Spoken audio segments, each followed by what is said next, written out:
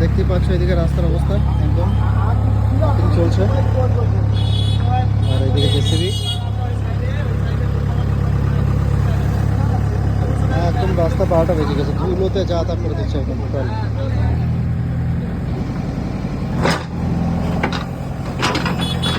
ওখানে পাইপ দিলে, হ্যাঁ পাইপ দিলে, আমি দেখাই তোমাদেরকে কি কি এখানে হচ্ছে। এই যে এই পাথরগুলো এখন এইদিকে বসবে আর এদিকে রোলার চলবে, ঠিক আছে। 1 বছর গালানো রাস্তাটা, এর মধ্যে একদম বেহাল অবস্থা। এই যে বালি দিয়ে। পাইপটা কোথা থেকে আনলে?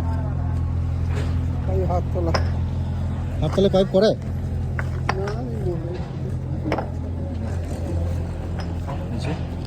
এগুলো এখন এখানে বসছে সব টোটাল, ঠিক আছে।